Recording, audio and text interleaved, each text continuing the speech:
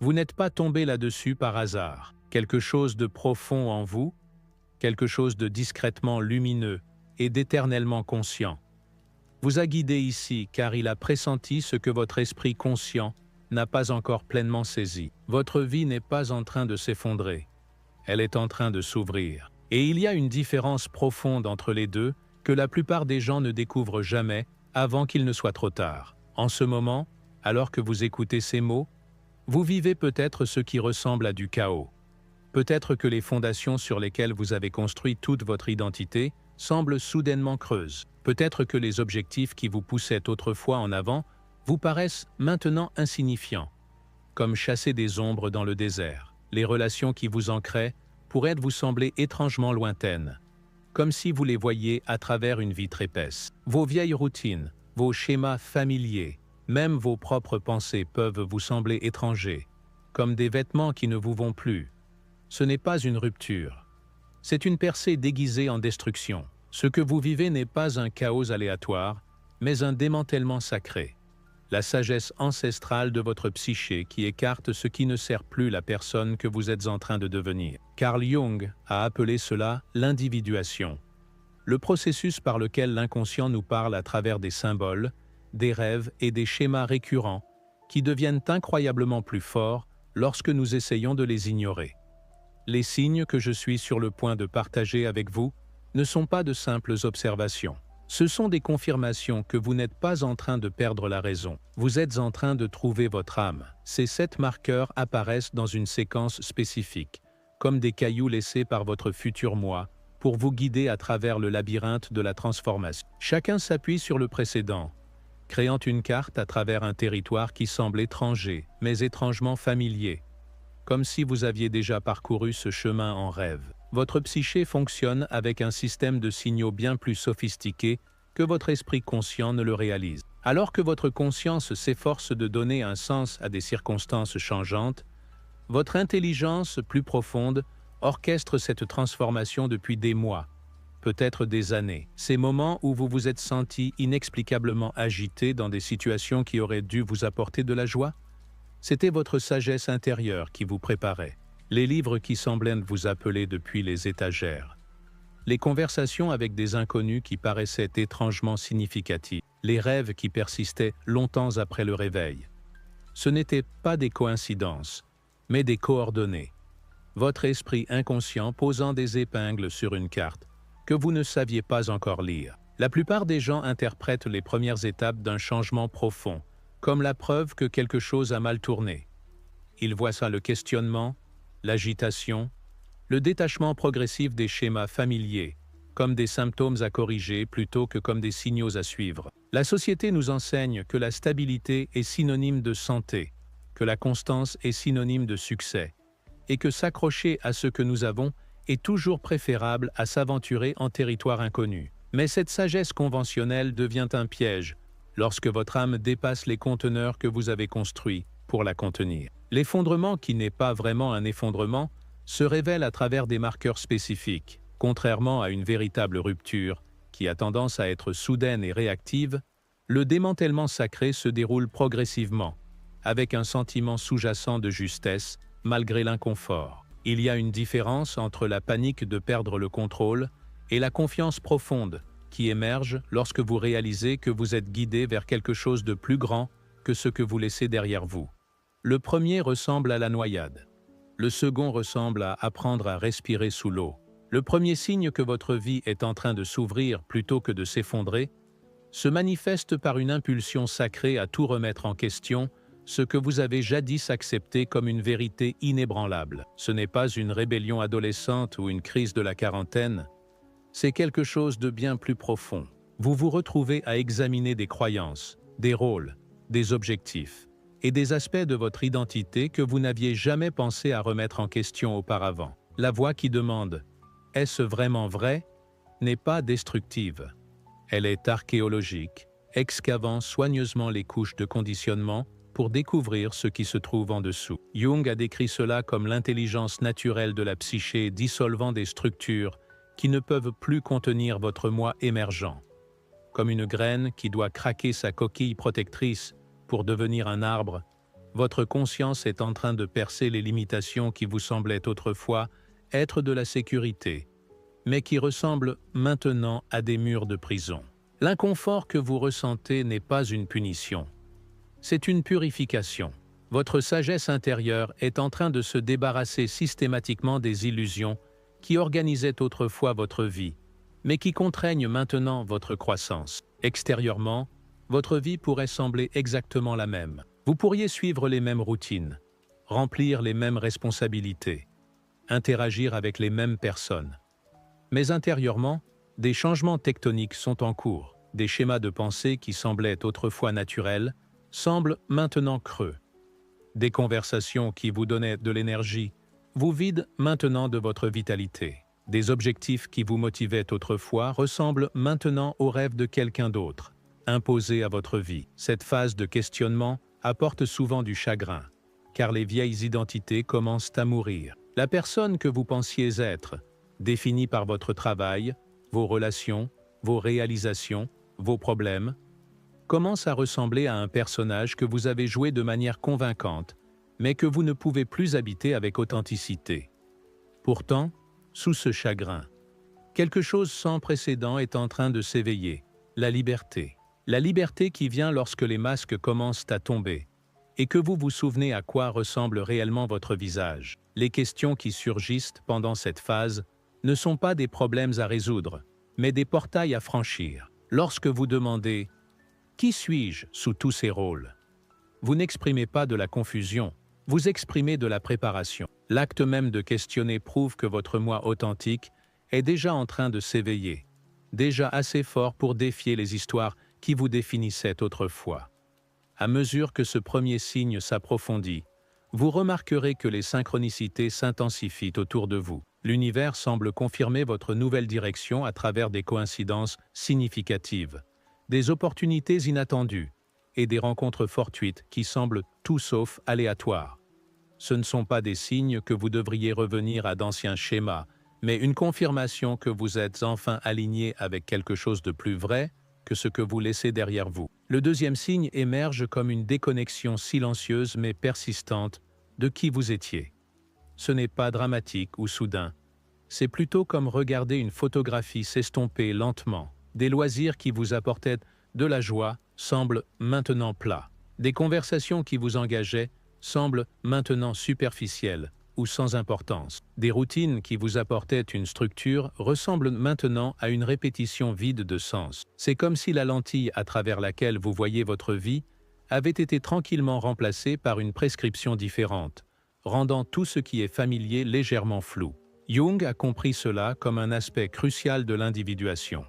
La libération progressive de ce qu'il appelait la persona, le masque que nous portons pour répondre aux attentes de la famille, de la culture et de la société. Ce que vous pleurez n'est pas la perte de quelque chose de réel, mais la reconnaissance à quel point une grande partie de votre vie a été une performance, façonnée par le besoin d'approbation plutôt que par une expression authentique. Ce détachement se manifeste souvent par un désir inattendu de solitude, pas la solitude de la dépression ou du repli, mais la création d'espaces sacrés de quelqu'un qui a besoin de place pour découvrir qui il est lorsque personne d'autre ne regarde. Vous pourriez vous retrouver à décliner des invitations sociales qui semblaient autrefois obligatoires, non par impolitesse, mais par un besoin croissant de protéger le processus délicat de devenir. Le chagrin qui accompagne ce dépouillement est un chagrin sacré.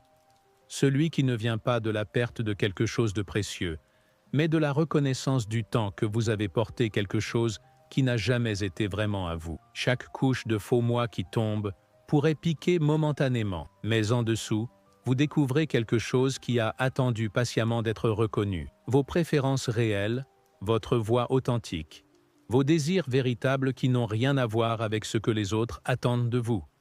Pendant cette phase, de nouvelles questions commencent à émerger de manière organique. Au lieu de demander « Que devrais-je faire ?», vous vous demandez « Qu'est-ce qui me semble vrai ?» Plutôt que de chercher l'approbation pour vos choix, vous commencez à écouter le « oui » ou le « non » interne qui surgit d'un endroit plus profond que la stratégie ou le conditionnement social. Ce passage de la validation externe à la guidance interne marque une transformation fondamentale dans la façon dont vous naviguez dans le monde. Les gens autour de vous pourraient remarquer des changements qu'ils ne peuvent pas nommer. Vous semblez plus présent mais moins disponible pour le drame. Plus paisible mais moins disposé à sacrifier vos limites pour le confort des autres. Plus vous-même, même s'ils ne comprennent peut-être pas qui est réellement ce moi. Certains célébreront cette évolution, d'autres y résisteront. Les deux réponses fournissent des informations précieuses sur les relations qui soutiennent vraiment votre croissance et celles qui ont dépendu de votre volonté de rester petit. Ce dépouillement n'est pas une perte, c'est la clarté déguisée. Chaque fausse couche qui tombe révèle davantage qui vous êtes réellement. Comme un sculpteur enlevant l'excès de marbre pour révéler la figure qui a toujours attendu à l'intérieur de la pierre. Vous n'êtes pas en train de devenir quelqu'un de nouveau. Vous êtes enfin en train de devenir quelqu'un de réel. Le troisième signe apparaît comme un changement fondamental dans ce qui donne un sens et de la valeur à votre vie. Le scénario collectif qui régissait autrefois vos choix, la poursuite de titres, de réalisation, de reconnaissance et d'accumulation matérielle, perd soudainement son pouvoir de vous motiver. Ce n'est pas que vous devenez paresseux ou que vous perdez l'ambition. C'est plutôt que votre définition du succès subit une rénovation complète. Cette transformation ressemble à une ascension vers une altitude de vision différente. Pas plus haute, mais plus profonde. De ce nouveau point de vue, les jeux qui consommaient autrefois votre énergie apparaissent comme des distractions élaborées de ce qui compte réellement. L'approbation que vous désiriez autrefois des autres devient moins importante que l'approbation que vous vous accordez. Les possessions que vous accumuliez autrefois pour prouver votre valeur semblent maintenant être des ornements beaux, mais inutiles. Votre âme commence à rejeter ce que Jung appelait l'inconscient collectif, les hypothèses partagées sur ce qui constitue une vie significative. La pression de suivre des chemins prédéterminés vers des objectifs socialement acceptables commence à vous sembler étouffante, plutôt que motivante. Vous vous retrouvez à poser des questions qui auraient pu sembler absurdes dans votre état de conscience précédent. Et si le succès n'était pas d'avoir plus, mais d'être plus présent? Et si la richesse n'était pas mesurée en compte bancaire, mais en moments de connexion authentique? Et si la sécurité ne venait pas du contrôle des circonstances, mais de la confiance en votre capacité à répondre ça? Je mens à tout ce qui se présente. Cette réévaluation crée souvent un sentiment temporaire de dérive sans boussole. Les anciens marqueurs de progrès ne semblent plus significatifs, mais les nouveaux ne se sont pas encore pleinement cristallisés. Cet espace liminal peut être désorientant, mais c'est en fait un terrain sacré, le vide fertile où les priorités authentiques peuvent enfin prendre racine sans être en concurrence avec des attentes héritées. Des passions oubliées commencent à refaire surface pendant cette phase, vous surprenant souvent par leur intensité. Des impulsions créatives que vous aviez enterrées sous des préoccupations pratiques exigent soudainement de l'attention. Des intérêts que vous aviez abandonnés pour poursuivre des chemins plus réalistes commencent à vous appeler à nouveau, non pas comme des souvenirs nostalgiques, mais comme de véritables possibilités. Les rêves que vous aviez rejetés comme impraticables commencent à paraître plus pratiques que la vie que vous avez construite autour des définitions de responsabilité des autres. Vos relations commencent à se réorganiser naturellement pendant cette transformation. Certaines connexions qui semblaient autrefois solides commencent à sembler minces ou forcées, tandis que d'autres s'approfondissent de manière qui vous surprennent. Vous pourriez éprouver une solitude temporaire car les anciens schémas sociaux ne vous satisfont plus. Mais cela crée de l'espace pour des connexions avec des personnes qui résonnent avec votre authenticité émergente, plutôt qu'avec votre ancienne persona. Les illusions qui captaient autrefois votre attention, le défilement sans fin des médias sociaux, la consommation de divertissements pour remplir des heures vides, la poursuite d'expériences conçues pour impressionner plutôt que pour accomplir, commencent à perdre leur emprise sur votre conscience. Ce n'est pas que vous vous forcez à abandonner ces choses. Elles deviennent simplement moins attrayantes à mesure que votre monde intérieur devient plus riche et plus intéressant. Ce signe marque un passage crucial de la validation externe à l'alignement interne. Au lieu de demander « Que penseront les gens ?», vous commencez à demander « Qu'est-ce qui me semble vivant ?» Au lieu de mesurer votre journée par votre productivité selon les normes de quelqu'un d'autre, vous commencez à remarquer les moments où vous vous êtes senti le plus vous-même, le plus présent, le plus connecté à quelque chose de plus grand que vos petites préoccupations.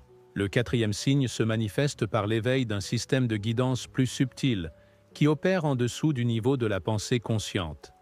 Là où vous abordiez autrefois les décisions par une analyse et une comparaison sans fin, vous commencez à remarquer un savoir incarné qui surgit spontanément en réponse aux choix et aux circonstances. Ce n'est pas l'intuition en tant que phénomène mystique, mais en tant que langage ancien de l'esprit subconscient enfin entendu au-dessus du bruit de la surréflexion. Jung a décrit cela comme un contact avec ce qu'il appelait le soi, pas le moi égo qui s'inquiète et planifie et compare, mais la totalité plus profonde de votre être qui opère avec une sagesse accumulée au fil des expériences de toute une vie. Cette intelligence ne parle pas en mots ou en arguments logiques, mais dans le langage de la résonance et de la dissonance, de l'expansion et de la contraction, de la justesse et de l'injustice que vous ressentez dans votre corps avant que votre esprit ne puisse expliquer pourquoi. Pendant les périodes de bouleversement, l'esprit pensant essaie naturellement de reprendre le contrôle en analysant toutes les issues possibles et en se préparant à tous les scénarios potentiels. Mais sous ce brouillage mental, un savoir plus stable commence à émerger. Vous commencez à remarquer des lectures instantanées des personnes et des situations qui se révèlent exactes, malgré l'absence de fondement logique. Vous sentez l'énergie des pièces dans lesquelles vous entrez, l'authenticité ou l'artifice des conversations, l'alignement ou le désalignement des opportunités avant de pouvoir l'exprimer. Cette sagesse incarnée n'élimine pas l'incertitude, mais transforme votre relation avec elle. Au lieu d'avoir besoin de savoir exactement comment les choses vont se dérouler, vous développez la confiance en votre capacité à sentir quelle direction vous semble vraie à chaque instant. Les décisions deviennent moins comme des problèmes à résoudre, et plus comme des invitations à s'aligner sur quelque chose qui sait déjà où il veut aller. Plus vous faites confiance à cette boussole intérieure, plus votre vie commence à se réorganiser en douceur autour de la vérité plutôt que de la stratégie. Les opportunités qui correspondent à vos désirs authentiques semblent apparaître plus fréquemment. Les relations qui vous vident de votre énergie s'estompent naturellement, tandis que les connexions qui nourrissent votre croissance se renforcent. Les schémas qui semblaient autrefois bloqués commencent à changer à mesure que vous cessez de forcer les résultats et commencez à suivre le chemin qui vous semble le plus vivant. Cela ne signifie pas que la vie devient facile, mais elle devient plus honnête. Les frictions que vous vivez proviennent de défis authentiques plutôt que de nager à contre-courant de votre propre nature. Des problèmes surviennent toujours, mais vous les abordez avec curiosité plutôt qu'avec panique, confiant que la même intelligence qui a créé la situation contient aussi les graines de sa résolution. Vous commencez à reconnaître la différence entre la voix de la peur, qui parle en avertissements urgents sur des futurs imaginaires, et la voix de la sagesse, qui offre une guidance silencieuse sur le moment présent. La première crée de l'anxiété. La seconde crée de la présence. La première vous pousse vers ce que vous devriez éviter. La seconde vous tire vers ce que vous êtes censé embrasser. Cet éveil du savoir incarné apporte souvent un sentiment de retour à la maison après un long voyage en territoire étranger. Vous réalisez que vous avez porté cette sagesse tout au long de votre vie, mais que vous avez simplement appris à faire plus confiance aux autorités externes qu'à votre propre savoir intérieur. Le retour à cette guidance est à la fois révolutionnaire et tout à fait naturel, comme se souvenir comment respirer correctement après des années de respiration superficielle. Le cinquième signe émerge comme ce qui ne peut être décrit que comme un feu tranquille. Une brûlure interne qui rend la simple survie absolument intenable. Ce n'est pas l'ambition agitée de l'ego cherchant plus de réalisation ou de reconnaissance, mais quelque chose de bien plus fondamental, la demande de l'âme pour la croissance et la guérison qui ne peut plus être reportée ou négociée. Le divertissement qui offrait autrefois une évasion semble maintenant creux, incapable de satisfaire la faim plus profonde qui s'est éveillée. Les zones de confort qui semblaient autrefois sûres ressemblent maintenant à des cages. Les schémas de comportement qui semblaient autrefois acceptables ressemblent maintenant à des trahisons de votre authenticité émergente. La pulsion d'expansion devient non pas un passe-temps ou un intérêt occasionnel, mais une nécessité, aussi essentielle que de respirer. Cette fin ne concerne pas l'auto-optimisation ou le fait de devenir une meilleure version de votre moi actuel. Il s'agit de se souvenir qui vous êtes, sous les couches de conditionnement, de traumatisme et de programmation sociale. Les blessures que vous avez essayé de cacher ou de corriger commencent à se révéler comme des initiations, plutôt que des défauts, des portes d'accès à la compassion, à la sagesse et à la force qui n'auraient pu être développées d'aucune autre manière. Le concept d'individuation de Jung prend un sens viscéral pendant cette phase. Vous commencez à comprendre que devenir entier ne signifie pas ajouter plus à vous-même, mais soustraire tout ce qui n'est pas essentiellement vous. Comme un sculpteur révélant la figure cachée dans le marbre, votre travail devient le retrait patient de tout ce qui obscurcit votre vraie nature. Les questions que vous vous posez pendant cette phase reflètent ce passage de la largeur à la profondeur. Au lieu de « comment puis-je obtenir plus de ce que je veux ?», vous vous demandez « que suis-je censé devenir ?» plutôt que « comment puis-je corriger mes problèmes ?» Vous demandez « qu'est-ce que mes problèmes essaient de m'apprendre ?» Au lieu de « comment puis-je éviter la douleur ?» La question devient « comment puis-je transformer ma douleur en sagesse ?» Votre relation avec la difficulté subit une transformation fondamentale. Les défis qui vous semblaient autrefois être la preuve de votre insuffisance commencent à vous sembler être des invitations à découvrir des ressources que vous ne saviez pas posséder. Les revers qui déclenchaient autrefois la honte suscitent maintenant la curiosité sur ce que vous êtes censé apprendre. L'inconfort de la croissance cesse d'être quelque chose à éviter et commence à ressembler à la preuve que vous avancez dans la bonne direction. Ce dévouement à devenir attire différents types de personnes dans votre orbite. Les conversations passent du divertissement et de la distraction à l'exploration et à la découverte. Vous vous sentez attiré par d'autres qui sont également engagés dans leur croissance, qui abordent la vie comme une pratique sacrée, plutôt que comme une série de problèmes à résoudre. Les connexions superficielles deviennent de plus en plus insatisfaisantes, tandis que les relations basées sur le soutien mutuel pour un développement authentique deviennent précieuses. Le travail que vous êtes appelé à faire pendant cette phase implique souvent de faire face à des parties de vous-même que vous avez passé des années à éviter. Les vieux traumatismes exigent de l'attention, non pas parce qu'ils veulent vous torturer, mais parce qu'ils sont prêts à être transformés en sagesse. Les schémas que vous avez répétés inconsciemment deviennent soudainement visibles, vous donnant le pouvoir de choisir différemment. Les histoires que vous vous êtes racontées sur vos limites se révèlent être des programmes obsolètes, qui ne servent plus votre expansion. Cette fin de croissance et de guérison crée un élan naturel qui vous porte en avant même lorsque votre esprit conscient se sent incertain quant au chemin à parcourir. Vous commencez à avoir confiance que la même intelligence qui a créé le désir de transformation sait également comment vous guider à travers le processus. Le travail lui-même devient sa propre récompense, non pas parce qu'il est facile, mais parce qu'il vous semble être la chose la plus importante que vous puissiez faire de votre vie. Le 6e signe apparaît comme un refus incarné de participer à des relations et à des schémas qui drainent votre clarté et compromettent votre paix. Ce n'est pas une réaction née de la colère ou du ressentiment, mais une reconnaissance profonde que votre énergie est devenue trop précieuse pour être gaspillée dans des dynamiques qui diminuent plutôt que d'améliorer votre capacité d'amour et de présence. La transformation se produit progressivement, comme regarder la marée se retirer. Les connexions qui semblaient autrefois normales,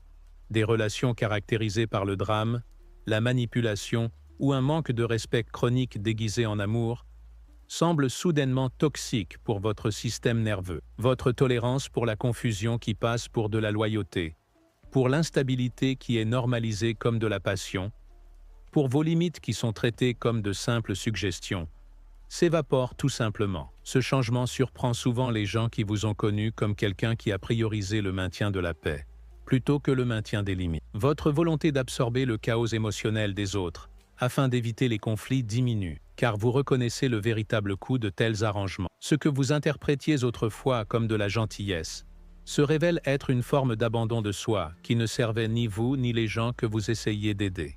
Le processus de libération des schémas toxiques nécessite de distinguer entre l'amour et l'attachement, entre l'attention véritable et l'enchevêtrement de la codépendance. Vous commencez à comprendre qu'aimer vraiment quelqu'un signifie parfois refuser de permettre son dysfonctionnement, même s'il interprète vos limites comme un rejet ou un abandon. La culpabilité qui surgit de cette reconnaissance est une culpabilité sacrée, celle qui signale que vous choisissez enfin l'intégrité, plutôt que la fausse paix du besoin de plaire. Lâcher prise de ces enchevêtrements apporte souvent un chagrin qui semble disproportionné par rapport aux relations qui sont libérées. Mais ce deuil n'est pas pour ce que vous perdez, c'est pour ce que vous n'avez jamais vraiment eu. La connexion authentique que vous espériez que ces relations deviendraient si seulement vous aviez essayé plus fort, donné plus ou mieux aimé. Libérez le fantasme de ce qui aurait pu être créé de l'espace pour des relations basées sur ce qui est réellement. À mesure que les cycles toxiques perdent leur emprise sur votre vie, vous découvrez ce qu'est réellement une connexion saine. Des relations commencent à émerger, qui ne vous demandent pas de vous abandonner pour les maintenir. Des conversations qui nourrissent, plutôt que de vider. Des gens qui célèbrent votre croissance, plutôt que de s'en sentir menacés. Des connexions basées sur le respect mutuel, plutôt que sur le besoin. Sur l'appréciation, plutôt que sur l'obligation. Votre définition de l'amour subit une rénovation complète pendant cette phase. Là où vous auriez pu autrefois confondre l'intensité avec l'intimité, le drame avec la passion, ou le sacrifice avec le dévouement, vous commencez à reconnaître l'amour comme quelque chose qui améliore, plutôt que de diminuer les deux personnes impliquées. L'amour réel, vous le découvrez, ne vous demande pas de devenir plus petit pour que les autres se sentent plus grands. Les limites que vous établissez pendant cette phase ne sont pas des murs, mais des conteneurs sacrés qui protègent de l'espace nécessaire pour que la connexion authentique puisse s'épanouir. Vous apprenez à dire non aux demandes qui compromettent votre intégrité, non pas parce que vous ne vous souciez pas des autres, mais parce que vous vous souciez trop pour participer à des schémas qui, en fin de compte, ne servent le bien suprême de personne. Cette transformation ressemble souvent à apprendre à respirer correctement après des années à retenir son souffle. La paix qui émerge n'est pas la paix fragile de l'évitement des conflits, mais la paix profonde qui vient de vivre en alignement avec vos valeurs. Les relations qui subsistent après ce nettoyage se révèlent être de véritables trésors, des connexions qui soutiennent votre devenir plutôt que d'exiger votre diminution. Le septième et dernier signe se manifeste par un profond relâchement des attachements qui avaient autrefois un poids émotionnel significatif dans votre vie. Ce n'est pas un détachement né de la blessure ou de la déception, mais une alchimie tranquille qui se produit en votre centre, où l'alignement devient plus convaincant que l'obligation, où la résonance authentique compte plus que l'attente sociale. La joie commence à se vider des rituels et des routines qui donnaient autrefois un sens. Les environnements familiers commencent à sembler étrangers, comme si vous les voyiez avec de nouveaux yeux, qui ne peuvent plus faire semblant de trouver de la satisfaction dans ce qui est devenu creux. L'urgence qui a autrefois guidé vos choix s'estompe, remplacée par une confiance plus profonde dans le timing et le processus qui ne nécessite pas votre gestion constante. La compréhension de Jung de l'intégration psychologique éclaire cette phase comme une intégration par soustraction. Vous ne devenez pas vide, mais vous faites de la place pour être rempli de ce qui appartient véritablement à votre nature authentique. Comme une rivière qui doit parfois creuser de nouveaux canaux pour trouver son cours naturel, vous permettez aux anciens attachements de se dissoudre, afin que votre énergie puisse circuler vers ce qui sert réellement votre croissance et le bien commun. Extérieurement, votre vie pourrait sembler largement inchangée. Vous pourriez conserver les mêmes responsabilités, vivre au même endroit, interagir avec beaucoup des mêmes personnes. Mais intérieurement, l'appréhension frénétique qui caractérisait autrefois votre relation à la vie commence à s'adoucir. L'anxiété concernant les résultats perd son emprise. Le besoin de contrôler les circonstances par l'inquiétude ou la manipulation stratégique s'évapore simplement. Cette transformation apporte souvent de la confusion aux personnes qui vous ont connu, comme quelqu'un qui se souciait profondément de choses qui semblent maintenant à peine enregistrées sur votre radar émotionnel. Votre investissement dans le fait de gagner des arguments, d'avoir raison, de maintenir certaines apparences, d'accumuler des réalisations spécifiques, se dissout tranquillement. Non pas parce que vous êtes devenu apathique, mais parce que vous vous êtes souvenu de ce qui mérite réellement votre attention et votre soin. La liberté qui émerge de ce lâcher-prise est différente de tout ce que vous avez vécu auparavant. Ce n'est pas la liberté de n'avoir aucune responsabilité, mais la liberté d'être aligné avec des responsabilités qui découlent de votre nature authentique, plutôt que de la programmation sociale ou des schémas inconscients. Vous découvrez la différence entre un engagement authentique et un attachement compulsif, entre l'amour et la possession, entre le soin et le contrôle. Ce détachement spacieux crée de la place, pour que la présence s'établisse comme votre état naturel. Sans le bruit constant des attachements qui exigent votre attention, vous commencez à remarquer des subtilités qui étaient auparavant invisibles. La qualité de la lumière à différents moments. Les besoins réels qui surgissent dans les situations plutôt que ce que vous pensez qui devrait être nécessaire. La sagesse qui parle à travers les circonstances lorsque vous êtes assez silencieux pour l'écouter.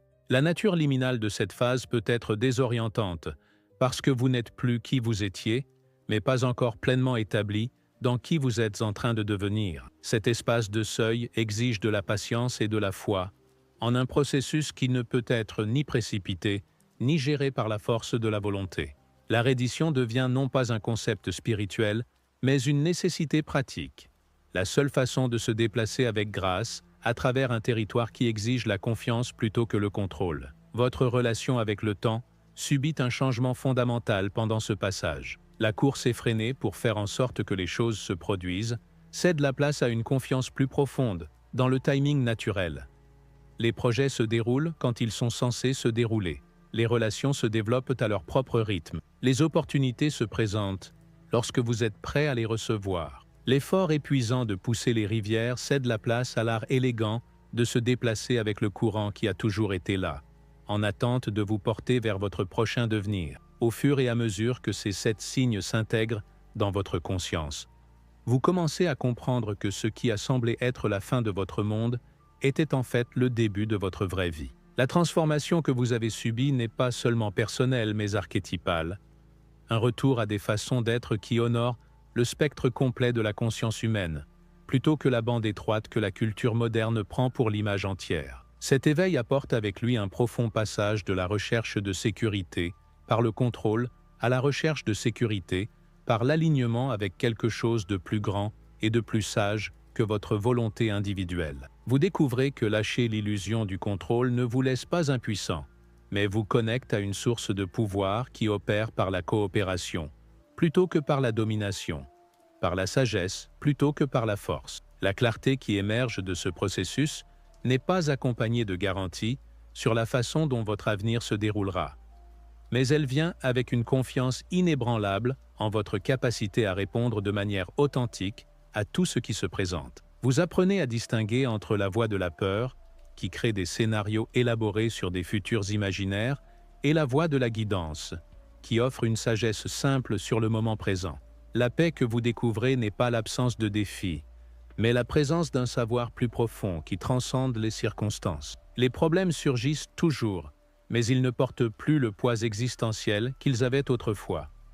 Au lieu d'être la preuve que quelque chose a mal tourné, les difficultés deviennent des informations sur ce qui veut être appris, guéri ou transformé. Vos relations avec les autres subissent une transformation complète, à mesure que vous apprenez à aimer les gens tels qu'ils sont, plutôt que tels que vous avez besoin qu'ils soient. Ce changement crée de l'espace pour une intimité authentique basée sur l'acceptation plutôt que sur l'attente, sur la croissance mutuelle plutôt que sur le besoin mutuel. Vous découvrez que l'amour que vous cherchiez toujours des autres était en fait l'amour que vous aviez besoin de vous donner.